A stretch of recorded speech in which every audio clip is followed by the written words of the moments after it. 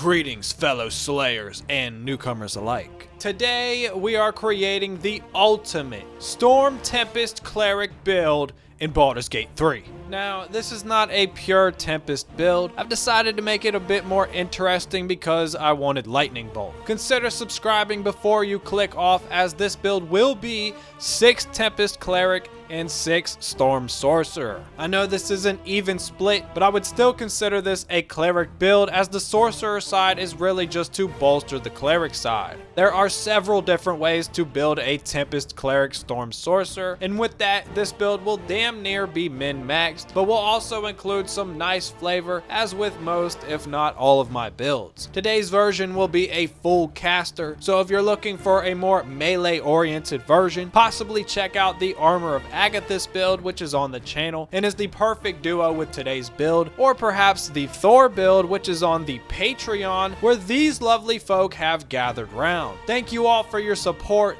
You all are absolute legends, and may you ever continue to fight the good fight. More on this at the end of the video if you want to further support the channel. Welcome to Purge Evil.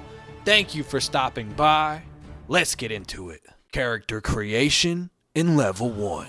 To begin, race doesn't matter too much, but for some flavor, I chose the blue Dragonborn. With this, we gain lightning resistance from the jump, and we also get the lightning breath attack. Notably, the lightning breath doesn't use your spellcasting modifier, and instead adds your constitution modifier and proficiency bonus to its base DC 8. Similar to cantrips, it also gets stronger later in the game, dealing up to 4d6 lightning damage by level 11. It's hard to pass up the Dragonborn, especially when pairing this build with the Chosen of Agathys build, the ultimate dragon duo. We're going to begin the build as a sorcerer for a couple reasons. First, the coding for multi-classing in the game is a bit odd, and the second class you take usually takes priority for most things. Second, starting as a sorcerer will give us constitution proficiency, tremendously boosting our ability to hold concentration, of which this build uses quite often. This frees up a feat, so instead of using resilient constitution, we'll be able to gain 2 ability improvements and reach 16 constitution and 20 wisdom without using the hag's hair like most builds tend to do when an ability starts on 17. Keep in mind that our main stat will be wisdom, which will use our cleric spells. Your sorcerer spells will use your charisma, so try to use them more as a backup or with destructive wrath / wet enemies, like for lightning bolt later in the game, but we will talk more about that in just a little bit. I recommend keeping the spells from each class separated in your hotbar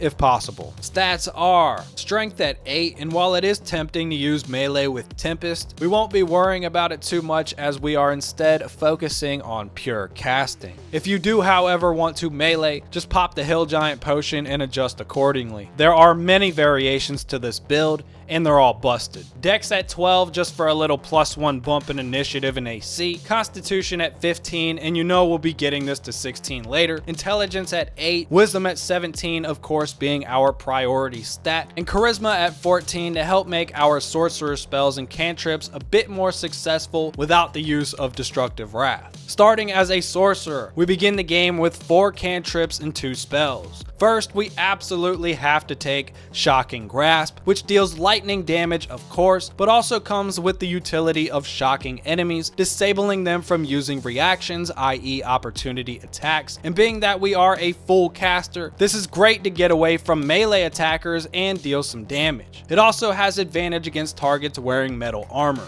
Second, we have Ray of Frost, and this will deal double damage to wet targets as well. Next, we'll take Mage Hand, which can be used to throw water bottles, and Minor Illusion can help to group enemies or distract them just long enough to capitalize. For our spells, first we of course have to take Witch Bolt. I've seen people call this the worst spell in the game, and frankly, I don't care because it fits the theme and it's cool. You can also bust it with the Wet Condition, Haste, and some other things. For our second spell, the best option we have is Chromatic Orb. You can cast this as several different elements, so just pick the right one for the right situation, which with this build will almost always be lightning. Being a sorcerer spell, this will be a backup in most cases, but I've dealt some rather decent damage with it. Level 2. At level 2, we multi-class into Tempest Domain and continue here until Cleric 6. This will give you heavy armor proficiency, so if you're trying to solo with this build, you'll probably want that rather than the lesser AC lightning gear. Otherwise, if you're in a party, you probably don't need to worry about it. Now, starting in a Tempest, first we have a reaction unique only to the Tempest Cleric with Wrath of the Storm. Simply, whenever attacked, you can make a reaction to deal back 2d8 lightning or thunder damage, which by itself is pretty heavy, but once you realize that every time we deal lightning or thunder damage, we'll also be debuffing the enemies with orbs or reverberations, but more on that in the gear section. For our cleric cantrips, take light, guidance, and resistance. I took Sacred Flame here, but just ignore that. We also get 2 always prepared spells with Thunder Wave and Fog Cloud. Thunder Wave being particularly useful as it will help to proc debuffs and push enemies away from us. Make sure to have Create Water prepared, and remember to always keep enemies moisturized. Level 3. Moving on to level 3 Cleric 2, we unlock our Channel Divinity abilities. As standard with clerics, we get Turn Undead, but next up we have the ultimate damage buff, Destructive Wrath. Sometimes the best abilities are the most basic. Whenever you roll for lightning or thunder damage, you can use a Channel Divinity charge to completely max out the damage. No rolls, no saves, no nothing. It just straight up maxes the damage for any attack. This ability can be absolutely abused at any point throughout the game, especially with bosses, and when you factor in the wet condition, you'll not only deal max damage from the spell, but that max damage will also be doubled. Level 4. Next up at level 4 Cleric 3, we gain 2 more always prepared spells. First, we have Gust of Wind, which pushes targets back 5 meters and causes them to become off balance. This is also a great utility spell with the fact that it can clear areas like fog or even the more devastating Cloud Kill. Second, we have Shatter, which is a beautiful thunder damage AoE within a 3-meter radius. This is a solid damage dealer and is usually pretty reliable. Watch out for creatures with high constitution though, as the damage from Shatter will be halved if they pass the saving throw. Make sure to prepare Spiritual Weapon for extra help. Level 5. Cleric 4 is a quick level and you can take any cantrip as it won't matter much. I like to prep Aid here, which boosts you and your party members maximum HP by 5 per casting level. This lasts until long rest, so is a perfect buff to start the day with. For our feat, we will take Ability Improvement, raising Constitution to 16 and Wisdom to 18. Do not take Resilient Constitution, as we already have Constitution proficiency and it will not stack. You may also be tempted to take Warcaster, of which I would also advise against, as you can just gain advantage on concentration saves through gear. Level 6. Moving up to level 6 Cleric 5, we have another huge boost in power. Here our Turn Undead now deals 4d6 radiant damage and we gain some new spells. First, we have Sleet Storm, which is a concentration spell that creates an area of, well, Sleet Storm that forces spellcasters to make concentration saves while also turning the area to ice and causing creatures to fall prone. Fire can burn away the area, but it will just reappear the following turn, considering that we are concentrating, which will ensure the area persists.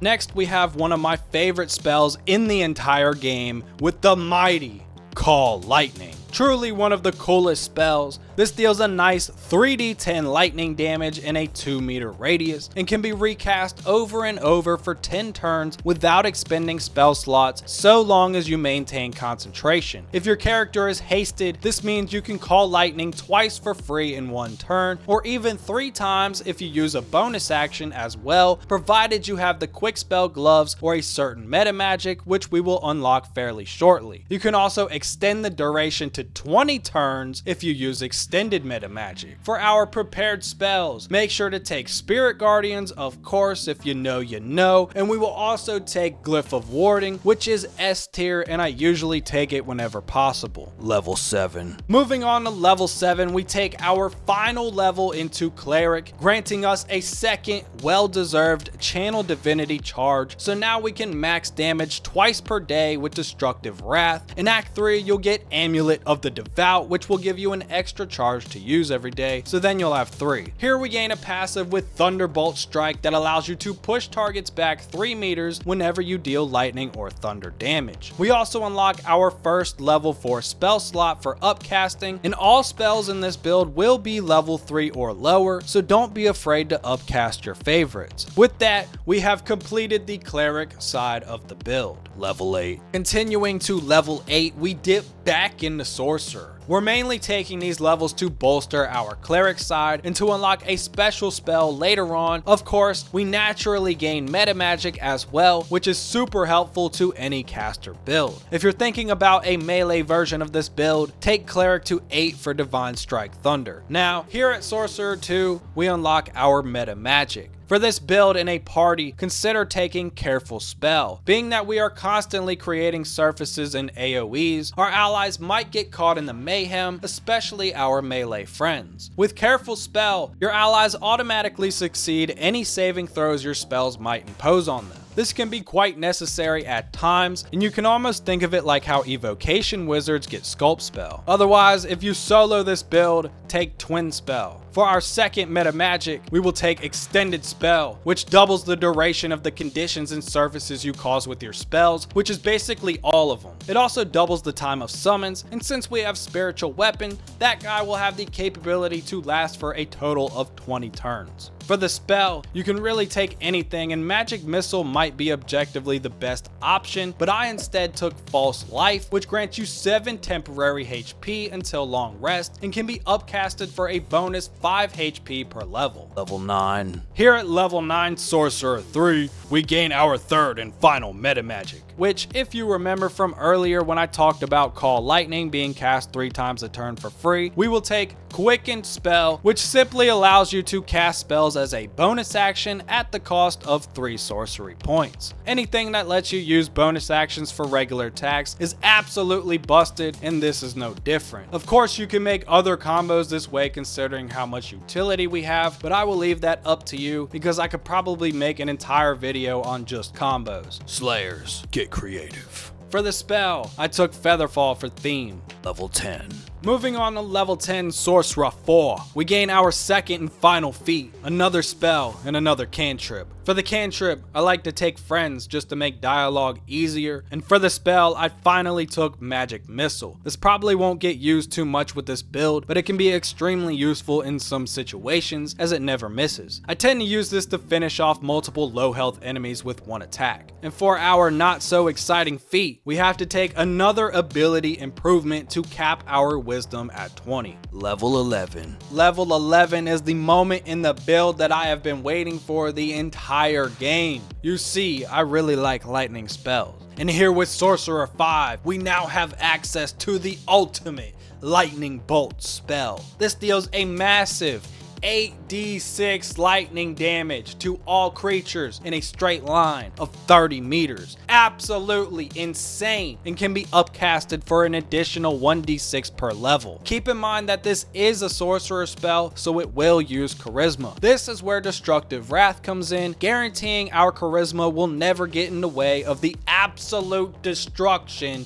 that Lightning Bolt will cause. With this, we now have the 2 ultimate spells for a Thunder and Lightning build, Call Lightning and Lightning Bolt. I just couldn't have one without the other. Level 12. And finally, moving on to level 12 Sorcerer 6, here we gain Heart of the Storm, which comes with lightning and thunder resistance, but also comes with a reaction that allows you to create a small storm of 6 meters whenever you deal lightning or thunder damage with the spell. Enemies caught within the storm proc reverbs, of course, but they also take 3 lightning or thunder damage. This is calculated by having the total levels taken into Sorcerer. Lastly, for our final prepared spell, we have to take Haste. Now, we already have a bunch of spells to concentrate on, and so it may be more beneficial to have someone else haste the cleric, but even so, we do have plenty of options to choose from, and having the ability to haste at any time is priceless, especially if you're solo. Now that we have our build ready to go,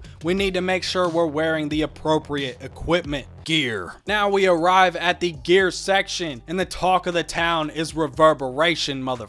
motherfucker. Locations of all gear can easily be found on the Baldur's Gate 3 wiki or on my Patreon. Okay, so for Act 1, first for helmets, we have the Holy Lance Helm and the Diadem of Arcane Synergy. For chest pieces, we have the Jolty Vest, of course, as well as the Protecty Sparks Wall. And then you could throw in the mix the Luminous Armor if you want to do Radiant Shockwaves. For gloves, we have the Gloves of Belligerent Skies, and you'll wear these for the entire game. For boots, we have Boots of Stormy Clamor, which inflict reverberation. We have the Speedy Light Feet, and we also have the Water Sparkers. I honestly tend to wear the Water Sparkers, as being able to electrocute everybody in an area at one time is pretty useful, man. Plus, not to mention the Lightning Charges. For amulets in Act 1, we have Necklace of Elemental Augmentation, that's optional. Blast Pendant, that's also optional. And a Pearl of Power amulet, which you should always have for your casters. For rings, we have the Ring of Protection,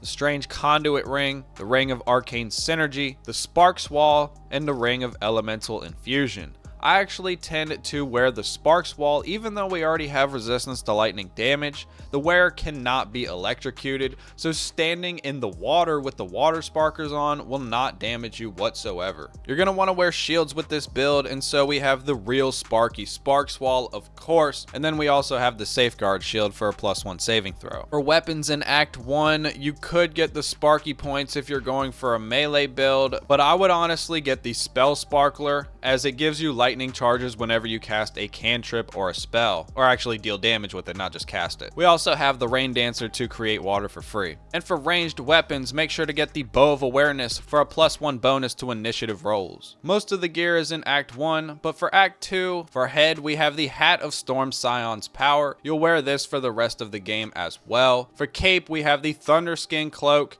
and the Cloak of Protection.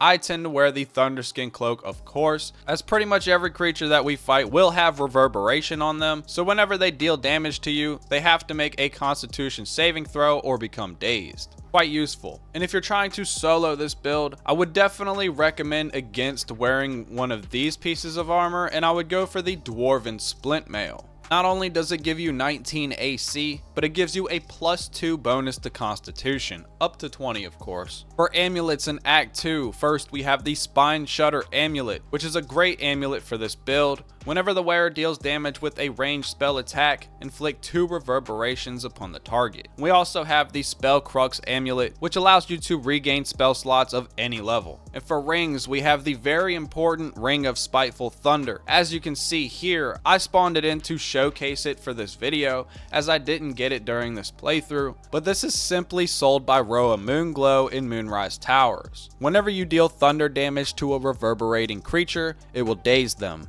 And we have the Coruscation Ring, of course. I usually keep this one equipped as well and just cast light on my weapon. Whenever the wearer deals spell damage while illuminated by a light source, they also inflict radiating orbs upon the target for 2 turns. And for shield, we have Ketheric's Shield. I actually tend to wear this for most of the game as well. Not much in Act 3, but for Act 3 we have the Amulet of the Devout, of course, which gives you a +2 bonus to spell save DC and an additional Channel Divinity charge. And then of course we have the Spell Savant Amulet, which gives you an additional level 2 spell slot. Probably won't use that, but I had to mention it. For shields, we have Viconia's Walking Fortress. It's not really better than Ketheric's Shield for this build, but it does give you an extra point of AC, so it is good to note there. You also get advantage on saving throws against spells, and spell attack rolls against you have disadvantage. And for weapons, we have Nerulna. I won't really go into this, but this is more for a throwing build. It just fits the theme, so I had to mention it. Same with Trident of the Waves and the Sacred Star. For ranged weapons, make sure to equip the Hellfire Engine Crossbow for the lightning arrow attack. And for the gear you see me wearing for the clips in this video, I have the Hat of Storm Scion's Power, the Thunderskin Cloak, the Dwarven Splint Mail, the Gloves of Belligerent Skies, the Water Sparkers, the Amulet of the Devout, the Sparks Wall, the Coruscation Ring, the Spell Sparkler, Ketheric's Shield, and of course the Hellfire Engine Crossbow. If you made it to this point in the video, you are now obligated to like the video and subscribe to the channel. If you thought this build was trash, you are now obligated to dislike the video and come up with something better in the comments. Both of you are now obligated to ring the bell so as to not miss out on future content. If you'd like to further support the cause and become a fellow slayer of Purge Evil, the Patreon is linked down below, where you can support for as little as $1 a month and gain access to exclusive content, including all of my builds in written format, plus way more that will never become videos. This includes other games as well, fresh provisions in the pantry, and a new shiny sword for any slayer to be.